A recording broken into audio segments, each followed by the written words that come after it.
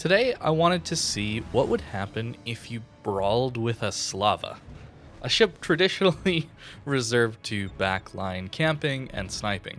This is just down to the ship having less heals, less armor, less HP, and of course having that amazing long-range dispersion and shell velocity. The ship is very good at range sniping. But what happens if you push in a little bit with it? That's what I want to do. I'm someone who tends to like playing at closer ranges, so taking half of a Montana's health off at the very beginning of a match feels pretty good.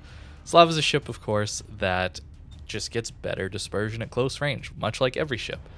The dispersion doesn't scale as much as it does at range, and by that I mean the other battleships at tier 10 appear to have similar dispersion at closer range, although Slava retains that massive advantage at longer ranges. So it's not a bad ship at close range, obviously. That Des Moines probably would have died to us if our teammates hadn't also shot at him and hit their shells just a little bit sooner. So 57k damage to start with, and we're feeling pretty good. Something else the Slava has that really helps it play these closer ranges is its concealment. It's just very difficult to detect this ship. So playing a position like this can work out. It's a little dangerous just because we've lost most of our destroyers already on this flank since one has died, and of course our Shimakaze is a little bit farther back, so we're not getting the most help there. So staying spotted, not the best idea considering we're gonna just get farmed out. Slava is not actually a ship that is that weak, surprisingly, in these closer range scenarios, assuming the enemy team doesn't have a Yamato, for example. The deck armor being only 32 millimeters really hurts when you have Yamatos or some heavy cruisers or lighter cruisers with IFHE. But for the most part, we don't really have to deal with that right now. So we're not quite a Kremlin, not quite, but in some senses we can be. We're difficult to Citadel, and crucially, not for this game, but a lot of matches, this ship has better AA than the Kremlin does. Kremlin had decent AA when it came into the game, but due to the ship being a little bit too strong, Wargaming decided to nerf the health pool on the AA mounts. Slava doesn't have to deal with that. Slava has the original AA mount health, and it has a few more of them. So you have better than original Kremlin AA, and it tends to stick around longer against some of this HE spam. We still lose some, obviously, but it's nowhere near as bad as a Kremlin. So when there's CVs in the game, carriers, that kind of thing, you're actually not too bad for pushing and supporting the team with your anti-aircraft. We've now taken out the Yoshino. You can see just how useful the long-range accuracy and shell velocity is against a lot of these cruisers. Now, a position like this is not the best, of course, given how many DDs there are, but I know I'm getting some help from my teammates. That's what's crucial here. I'm limiting the amount of people that can shoot me. They have a lot of people in the middle-ish, or at least opposite me, on the map, so they can't shoot me over this island, so I really have to worry about destroyers. That's really about it. So that's why I'm pretty okay with my positioning. The only thing to worry about is torpedoes, and that's why we're going to start to move. Not having a hydro is a little bit rough in these closer range scenarios. Not that that really saves you most of the time, it just gives you advanced warning of the torpedoes that are going to hit you. A lot of these battleships at these higher tiers certainly aren't the most maneuverable things in the world. So dodging torpedoes, it's more about intuition and moving before you see the torpedoes rather than the hydro spotting them and then you reacting.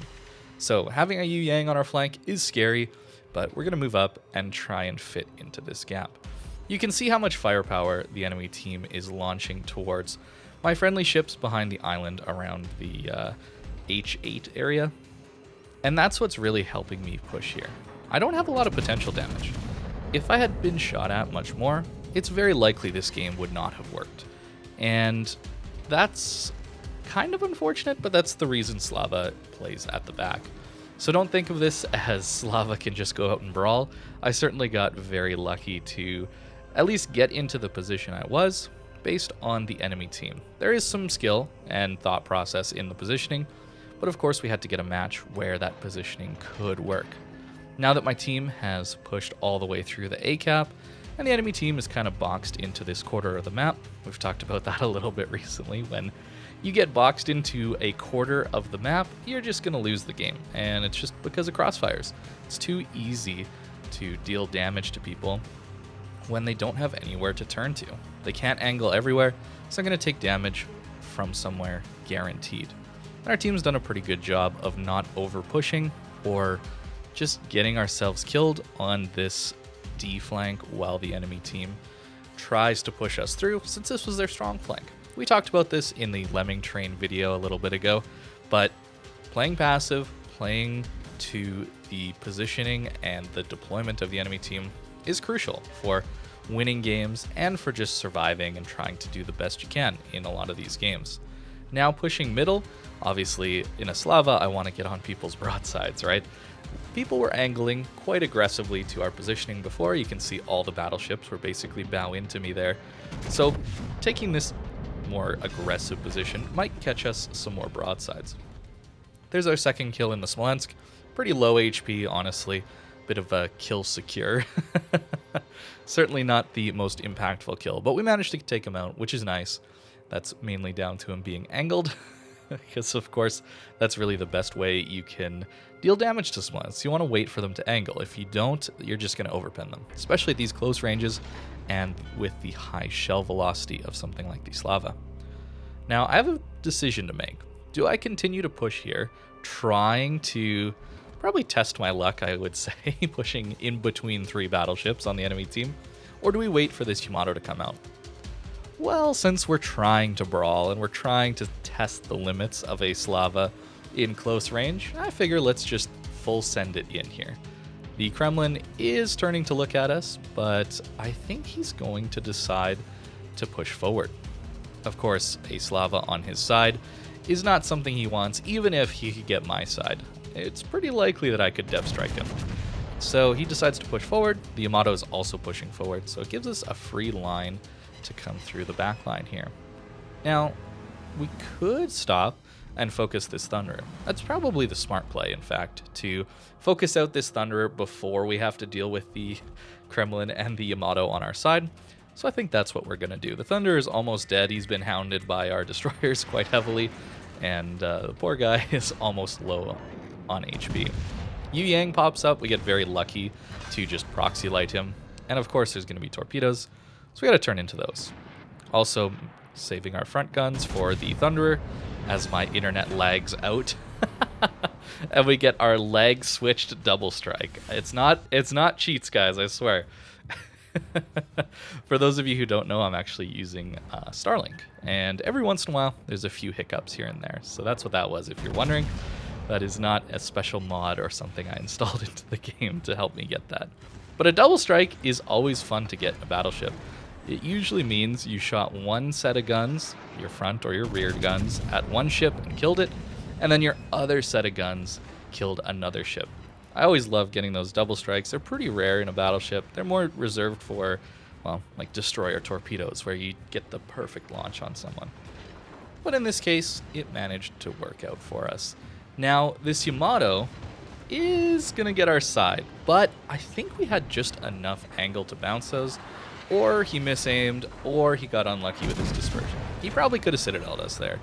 And there's our Kraken unleashed. We got 5 kills while pushing in a Slava. And I don't think that necessarily means that Slava is the best brawling battleship. It just means that a well-timed push and flank is good in any ship, even one that is seemingly dedicated to long-range sniping. So the build I'm running on the Slava tries to deal with the weaknesses of it just a little bit, and that's why I have super heavy AP shells. This ship, of course, has pretty low alpha damage to compensate for those great strengths of the accuracy and, of course, the shell velocity. So taking heavy AP gets us up over 13,000 alpha damage, and I find that to be a little bit more satisfying when you land those salvos. And really, it's probably just better to go the standard tank build, but I like to try things and mess around with things, so the super heavy AP is a fun addition to take. And then here are the upgrades. So Slava, not the ultimate brawling battleship in this game, that's for sure.